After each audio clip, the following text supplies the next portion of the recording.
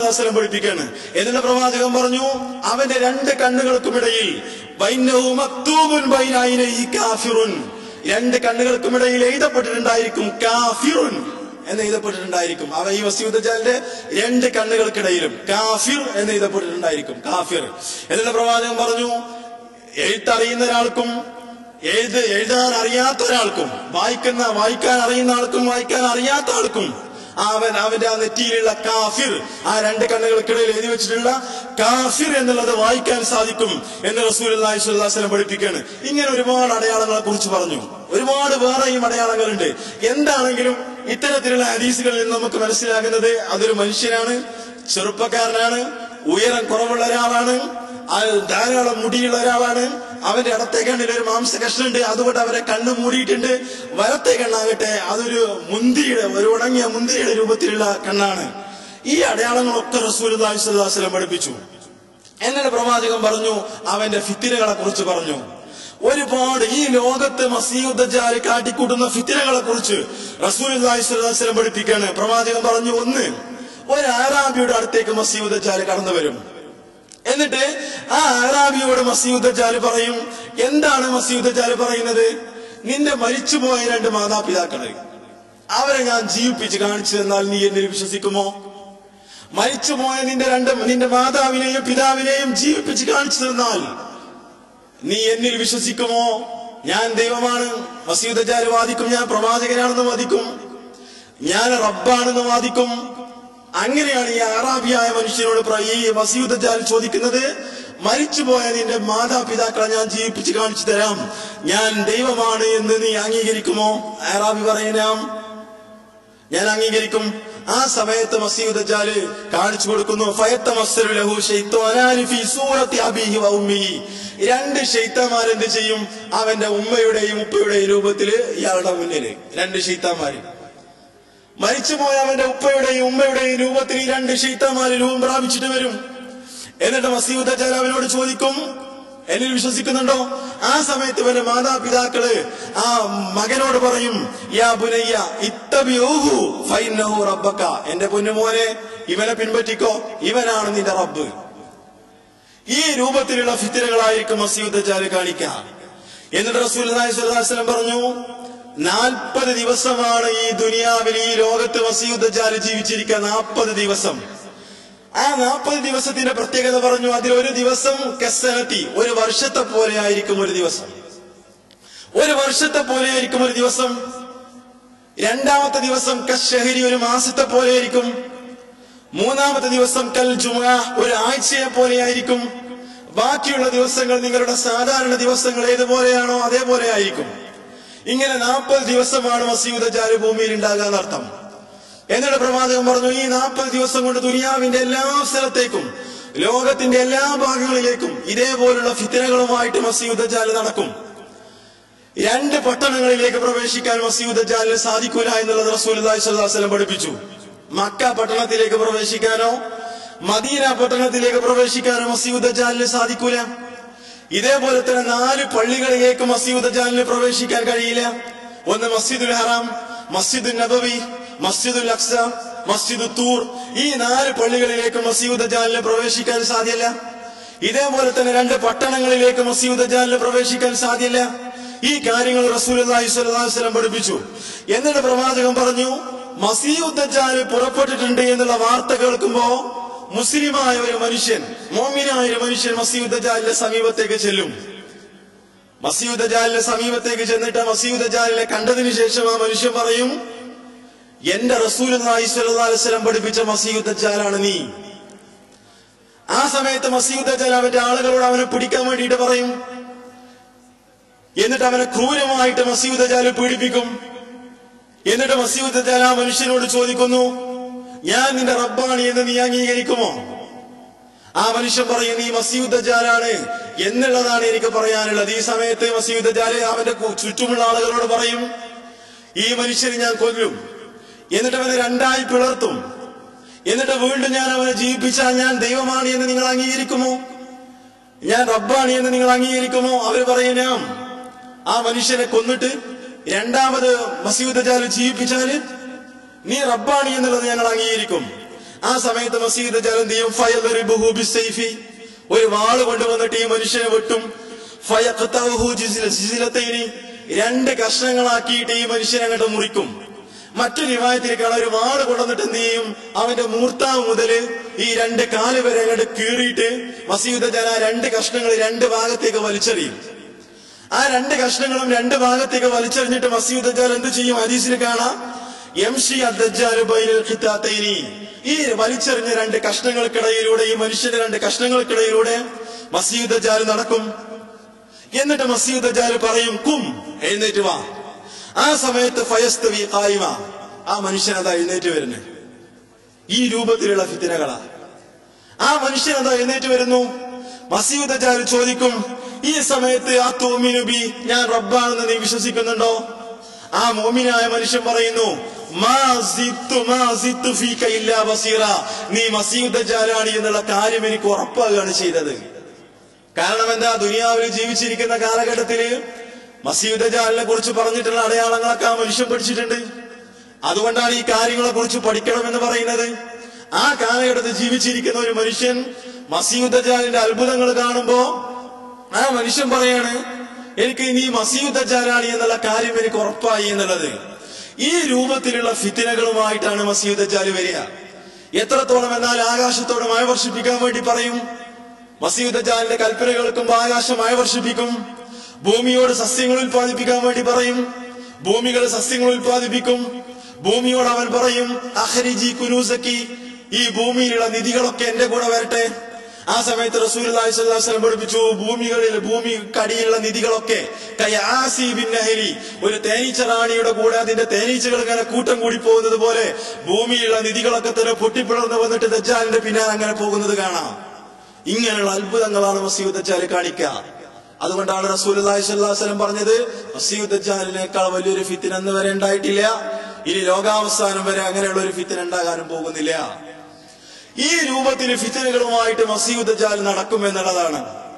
അവസാനം എങ്ങനെയാണ് മസീഹ് ദജ്ജാൽ വധിക്കപ്പെടുന്നത്? ഞാൻ ഈ കാര്യം ചുരുക്കി വിശദീകരിക്കണം, കാരണം നമ്മളത് മുമ്പ് വിശദീകരിച്ചത് കൊണ്ട്. അവസാനം മുസ്ലിങ്ങളെല്ലാം ഈ മസീഹ് ദജ്ജാലിന് ഒന്നും ചെയ്യാൻ സാധിക്കാത്ത ഒരു പ്രത്യേകമായ സാഹചര്യത്തിൽ ജീവിക്കുകയാണ്. ഈ ഘട്ടത്തിലാണ് ഇമാം മഹ്ദി വരുന്നത്. ഇൻഷാ അല്ലാഹ് നമ്മൾ സമയമുണ്ടെങ്കിൽ ഇതിനെ കുറിച്ച് വിശദീകരിക്കും. ഇമാം മഹ്ദി വന്നിട്ടുണ്ടാകും. ഇമാം മഹ്ദി അവർക്ക് ഇമാമായിട്ട് ജമാഅത്ത് നമസ്കാരത്തിൽ പങ്കെടുക്കുകയായിരിക്കും. ഈ പങ്കെടുക്കുന്ന സമയത്താണ് ഈസാ നബി അലൈഹിസ്സലാം ഇറങ്ങി വരുന്നത്. ഈസാ നബി അലൈഹിസ്സലാം ഇറങ്ങി വന്നിട്ട് ബൈത്തുൽ മുഖദ്ദസിൽ വെച്ചിട്ട് ജമാഅത്ത് നമസ്കാരത്തിന് നേതൃത്വം നൽകും. ഈ സമയത്ത് മസീഹ് ദജ്ജാൽ എവിടെ എത്തിയിട്ടുണ്ടാകും? ബൈത്തുൽ മുഖദ്ദസിന്റെ തൊട്ടുപുറത്തുള്ള ഒരു സ്ഥലത്ത് എത്തിയിട്ടുണ്ടാകും മസീഹ് ദജ്ജാൽ. ആളുകളൊക്കെ ഹദീസിൽ കാണാം, ആളുകളൊക്കെ പല മലകളിലും കുന്നിൻ ചെരുവുകളിലും പല സ്ഥലങ്ങളിലും ഓടി പേടിച്ചോടി. അവരൊക്കെ മസീഹ് ദജ്ജാലിന്റെ ഫിത്നയിൽ നിന്ന്, ഷർറിൽ നിന്ന് രക്ഷപ്പെട്ട് കഴിഞ്ഞു വളരെ ഭീതിയോടുകൂടി കഴിഞ്ഞുകൊണ്ടിരിക്കുന്ന ഒരു സാഹചര്യത്തിലാണ് ഈ സംഗതി നടക്കുന്നത്. ഇമാം മഹ്ദി അവിടെ ഉണ്ടാകും. ഈസാ നബി അലൈഹിസ്സലാം വരും. എന്നിട്ട് ഈസാ നബി അലൈഹിസ്സലാം സുബഹി നമസ്കാരത്തിന് ജമാഅത്തായിട്ട് നിസ്കരിക്കും. അതിനുശേഷം പള്ളിയുടെ വാതിൽ തുറന്നിട്ട് പുറത്തേക്ക് ഇറങ്ങുമ്പോൾ അവിടെ ആരുണ്ടാവും? മസീഹ് ദജ്ജാൽ ഉണ്ടാകും. മസീഹ് ദജ്ജാലിന്റെ കൂടെ 70,000-ഓളം ജൂതന്മാരുണ്ടാവും ആ സമയത്ത്. അങ്ങനെ ഈസാ നബി അലൈഹിസ്സലാം പറയുന്നു, ഞാനത് നോക്കിയാൽ മതി, ഉപ്പ് ഉരുകുന്നത് പോലെ എന്താകും? മസീഹ് ദജ്ജാൽ ഉരുകിപ്പോകും. പക്ഷേ ഇമാം മുസ്ലിം ഉദ്ധരിച്ച ഹദീസിൽ കാണാം, അള്ളാഹുവിന്റെ തീരുമാനം അങ്ങനെയായിരുന്നില്ല. ഈസാ നബിയുടെ കൈ കൊണ്ട് തന്നെ മസീഹ് ദജ്ജാലിനെ കൊല്ലണം എന്നുള്ളതാണ് അള്ളാഹുവിന്റെ തീരുമാനം. അതുകൊണ്ട് തന്നെ ഹദീസിൽ കാണാം, ഈസാ നബി അലൈഹിസ്സലാം മസീഹ് ദജ്ജാൽ ഈസാ നബി അലൈഹിസ്സലാമിനെ കാണുമ്പോഴും ഈസാ നബി അലൈഹിസ്സലാം തന്റെ കയ്യിലുള്ള കുന്തവുമായി കൊണ്ട് മസീഹ് ദജ്ജാലിന്റെ അടുത്തേക്ക് ചെന്നിട്ട് ആ കുന്തം കൊണ്ട് മസീഹ് ദജ്ജാലിനെ വധിക്കുകയാണ് ചെയ്യുന്നത്. എത്രത്തോളം എന്നാൽ ഇമാം മുസ്ലിം ഉദ്ധരിച്ച ഹദീസിൽ കാണാം, ഫയുദിയഹു ദമുഹു ഫീ ഹർബതിഹി, ഈസാ നബി അലൈഹിസ്സലാം കുന്തം കൊണ്ട് കുത്തുന്ന സമയത്ത് മസീഹ് ദജ്ജാലിന്റെ രക്തം ആ കുന്തത്തിൽ ആളുകൾക്ക് കാണാവുന്നതാണ് എന്ന് റസൂലുള്ളാഹി സ്വല്ലല്ലാഹു അലൈഹി വസല്ലം പഠിപ്പിച്ചു കൊടുക്കുകയാണ്. പിന്നീട് ജൂതന്മാരെ മുഴുവനും കൊല്ലും. ഈ ഘട്ടത്തിലാണ് നടക്കുന്നത്. ഓരോ ജൂതന്മാരും മരത്തിന്റെ പിന്നിലും ചെടികൾക്ക് പിന്നിലും മതിലുകൾക്ക് പിന്നിലും ജൂതന്മാര് പോയിട്ട് ഒളിക്കും. ആ സമയത്ത് മതിലുകളും മരങ്ങളും ഇങ്ങനെയുള്ള എന്തെല്ലാം ഉണ്ടോ, ജൂതന്മാർ ഒളിച്ചിരിക്കുന്ന എന്തെല്ലാം സംഗതികളുണ്ടോ അതൊക്കെ സംസാരിക്കും. യാ അബ്ദുല്ലാഹ് മുസ്ലിം തആൽ വറാഇ യഹൂദിയുൻ ഫഖ്തുലുഹു, ഇതാ എന്റെ പിന്നിൽ ഒരു ജൂതൻ ഒളിച്ചിരിക്കുന്നുണ്ട്, അവനെ കൊല്ല് എന്ന് ഈ എല്ലാ അള്ളാന്റെ സൃഷ്ടികളൊക്കെ വിളിച്ചു പറയും എന്ന് റസൂലുള്ളാഹി സ്വല്ലല്ലാഹു അലൈഹി വസല്ലം ഹദീസിൽ പഠിപ്പിക്കുകയാണ്.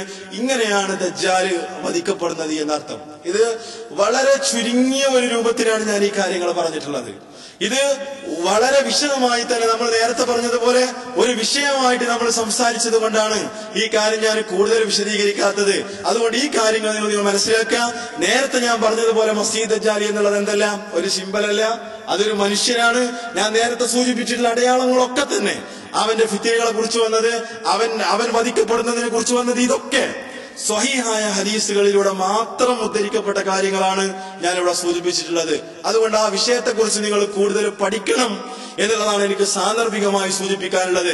ഇതാണ് ലോകത്ത് ഖിയാമത്ത് നാളിന്റെ അലാമത്തായിക്കൊണ്ട് പുറപ്പെടുന്ന ഏറ്റവും വലിയ അടയാളങ്ങളിൽപ്പെട്ട ഏറ്റവും വലിയ ഫിത്നയായിട്ട്, ഏറ്റവും വലിയ അടയാളമായിട്ട് റസൂലുള്ളാഹി സ്വല്ലല്ലാഹു അലൈഹി വസല്ലം പഠിപ്പിക്കുന്നത് അത് ഈ ഖുറൂജ് ദജ്ജാലാണ്, മസീഹ് ദജ്ജാലിന്റെ പുറപ്പാടാണ് എന്നുള്ളത് നമ്മൾ മനസ്സിലാക്കുക.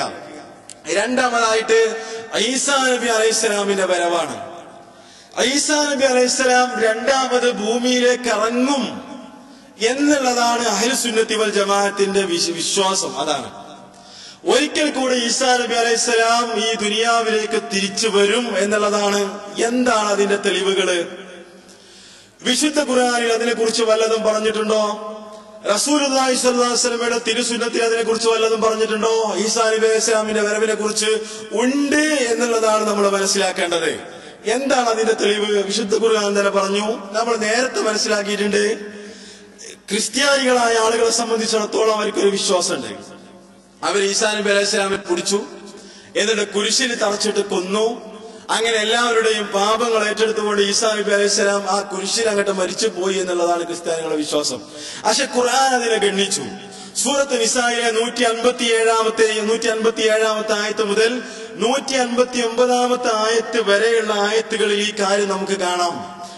വിശുദ്ധ ഖുർആൻ ഗണ്ണിതമായി തന്നെ പറയുന്നു, അവർ അദ്ദേഹത്തെ കൊന്നിട്ടില്ല, അവർ അദ്ദേഹത്തെ ക്രൂശിച്ചിട്ടില്ല.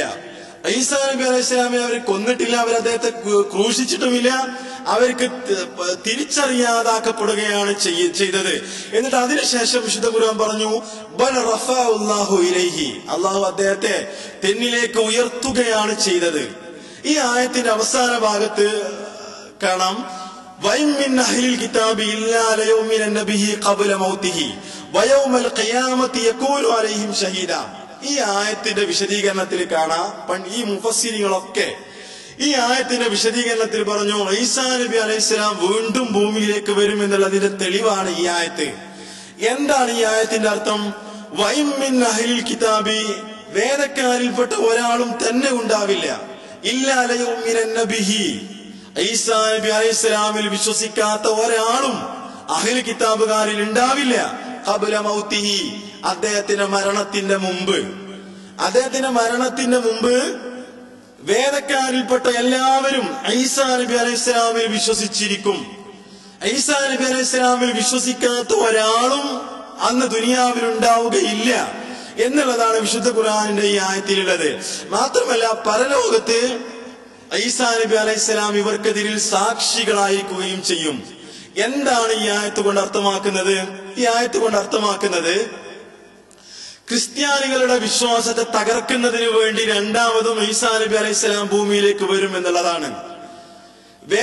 അഹ്ലു കിതാബുകാരിൽപ്പെട്ട ഓരോരുത്തരും ഈസാ നബിയിൽ വിശ്വസിക്കും എന്ന് പറഞ്ഞതിന്റെ അർത്ഥം ഈസാ നബി അലൈഹിസ്സലാം ഭൂമിയിലേക്ക് ഇറങ്ങി വരും, എന്നിട്ട് ക്രിസ്ത്യാനികളുടെ അടിസ്ഥാനപരമായ വിശ്വാസത്തെ തന്നെ തകർക്കും. എന്താണ് ക്രിസ്ത്യാനികളുടെ അടിസ്ഥാനപരമായ വിശ്വാസം? ഞാൻ നേരത്തെ പറഞ്ഞതുപോലെ ഈസാ നബി അലൈഹിസ്സലാം എല്ലാവരുടെയും പാപങ്ങൾ ഏറ്റെടുത്തുകൊണ്ട് കുരിശിലേറി മരിച്ചു എന്നുള്ള വിശ്വാസം. രണ്ടാമതായിട്ട് ഈസാ നബി അലൈഹിസ്സലാം ദൈവമാണ് എന്നുള്ള വിശ്വാസം.